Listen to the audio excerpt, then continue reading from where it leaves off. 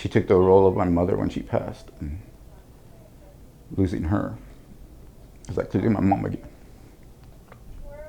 So right now the whole district is commemorating what's going to be the 3-year anniversary of a completely tragic day for the nation, for Texas, for this community, but especially for you.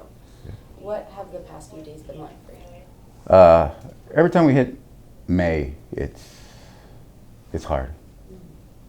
It never gets easy. So you take it day by day. But you just have to get through it. There's nothing else what we can do. But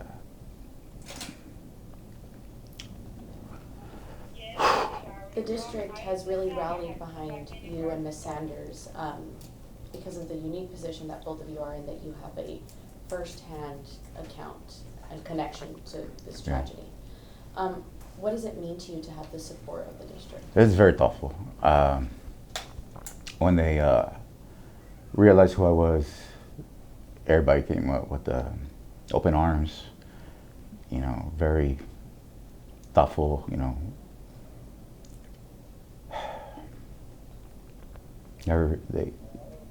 they reassured me that they were there for me if I needed to talk. And by remembering my sister and Eva and those kids, it's a great deal to me and my family. What can you tell us about your sister? She's known throughout the nation for being a symbol of bravery and compassion and courage. What can you say about her? Well, I just didn't lose my sister. I lost my brother-in-law too. And they're the heart and soul of my family. So with them gone, it's been very hard. 3 years has been very hard.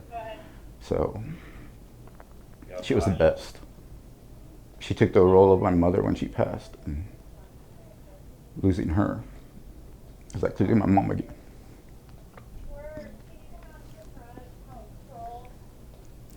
This is a wound that I think will cut deep for you and so many people, because so many of us have been affected by gun violence in our lives.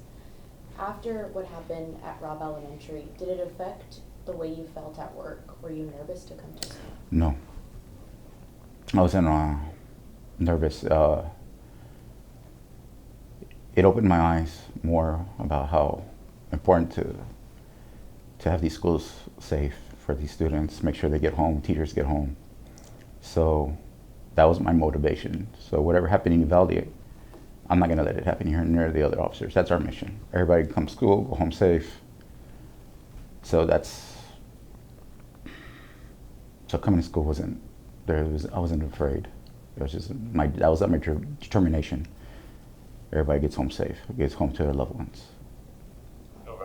That's incredibly inspiring to hear.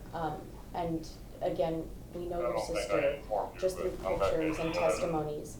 Do you remember some of the last conversations that you had with your sister?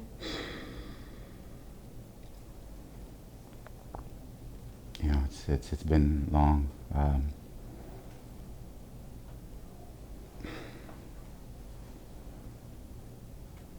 remember the one that comes to mind is we had a big family barbecue, and remember her taste the potato salad and tell me what it needs. Because my sister's place was a go-to spot for family functions or birthday parties. Even if it's not their kids, people would ask to use their backyard for the barbecues, and my brother-in-law Joe would barbecue whatever they needed. So, but yeah, I remember the last comes up to mind is for her to, when she made potato salad, taste the potato salad and tell me what it needs. It's just, that was, everybody needed a problem, we would go to her. So, like I said, without them, we're lost. It wasn't just the loss of your sister, you mentioned it, that, just shortly thereafter, there was another important part of your family, and your brother-in-law. Yes. How was that for your family to hear after? That was hard. I left the night before. I couldn't take staying there. So from Uvalde, I drove back to San Antonio. And it was about 4 in the morning. My brother-in-law tells me not to drive. It's late. I told him, I'll be back tomorrow morning. Kissed his top of his head and left. And then received a phone call at 10 o'clock.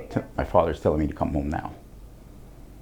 So from San Antonio, going back to Uvalde, and about 45 minutes into the drive, he's like, slow down, he's okay. But by the time I got to the hospital, my oldest nephew told me we lost him.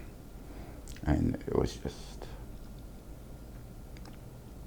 another blow to the gut. Like, what do you do?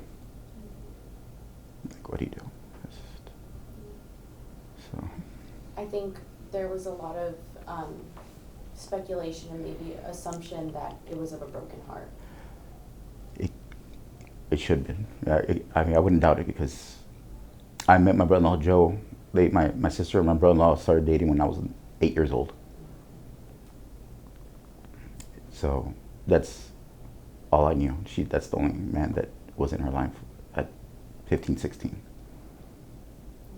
So, I mean, he became a brother to me, a son to my father and my mother. So losing him was another great deal. And it was just a few days prior that you received a call about your sister. Were you here at work when you got that call? I wasn't working here in the district. I was working in San Antonio and Edgewood, ISD Police Department. When I got word, it was from my daughter's mother. Are you watching the news? I was on a case, and I went to my laptop and I saw the footage. So I called my father and asked, is she okay? He's like, we don't know. So I told my boss, it's like, I'm leaving. And I didn't bother to read when it started or anything. I just saw a shooting at Robb Elementary, casualties. So when I got there, I couldn't get in. I was gonna go to the school, but it was so barricaded and backed up. I couldn't get in no matter I showed my credentials. They weren't letting nobody in. So I went to my sister's house, my sister Edma's house, where everybody was at. Spoke to my sister Marisa. What time did it happen? And when she gave me the time frame, and I looked at my time, I was like, she has not called you? I said, no. And I've done active shooter training. I've been doing this for over a decade. I was like, you haven't, if she hadn't got word, and I already knew my sister was gone, because she's a responsible type. If something happens, she'll find a way to communicate with somebody, let them know that she's all right. But we never received that call. It sounds like it was your intuition. Did you feel it in your gut? You just knew? On the drive over, and kind of, but I prayed for the best, you know. But I never prepared for this weekend. I mean, no amount of training can prepare you to be on this other side, you know. And it's just, what do you do? I mean, you just got to take it day by day. But there's no healing in this. And just down the street from here is Gilbert, where Miss Sanders is in a similar situation. Did it surprise you at all? Yes. How did you feel then? I felt it when I saw her, you know, because I was training a new officer there, and I saw her. I was like, wow, what are the odds? Like, you know, I don't know if it was meant to be, but I felt her pain. She knows my pain. You know, I know her daughter was here. She just graduated to the 9th grade, but I reassured her that I'll always keep her eyes on her daughter. You know, and I made her promise that nothing's gonna happen to her. And you know, it's just, we're part of a club that I wish nobody would be a part of. Through all the other school shootings and all the other victims and their families. It's just something that you'll never be prepared for, and you'll never accept. And time will not heal this. How do you honor your sister's legacy? By making sure the students and the faculty are safe. By all means. That's my mission, is whatever happened in Uvalde is not going to happen here. And my other officers in this department feel the same way. They're not going to let what happened there happen in this school district. And that's my best way to honor my sister. Beautifully said. One of my last questions for you is, it's 3 years and you said it, nothing will heal the pain, and if you feel comfortable with answering, we know that bills are moving through the Texas legislature to prevent something like this from happening again. Do you think more needs to be done?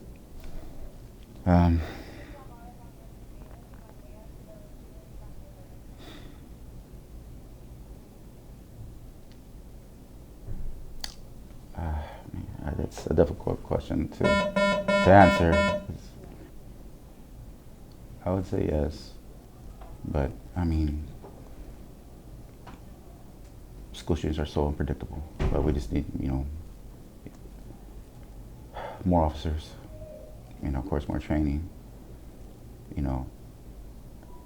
We need parents to be more active with their kids. Because everything starts from the home base. That's my opinion. But yeah. Officer, do you ever wonder why me, why my family? I think everybody that's a victim of any kind of horrible situation like my family's going through asks that question. But I mean, I can't answer that. I mean, that'll be a question I have to ask God.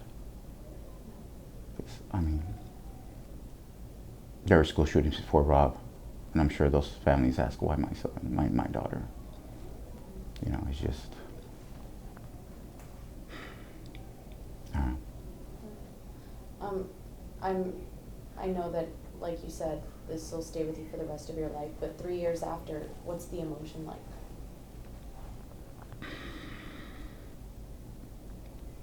It's not getting better, it's not getting worse. It's just everyone had to accept the fact that my sister and my brother are gone. And I have to accept that. I'm very grateful for what the district has been doing. As far as peace, I'm still searching for it. I can't accept how my sister and Ava and those kids were killed.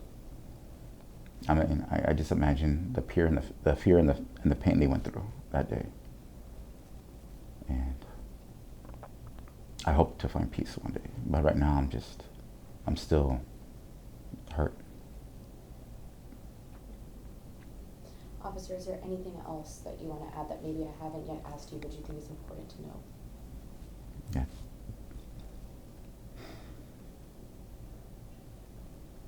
They were the best.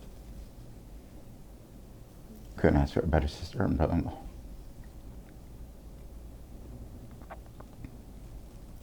Thank you for watching. Please hit the subscribe button and get the latest news by downloading the CBS Austin News app.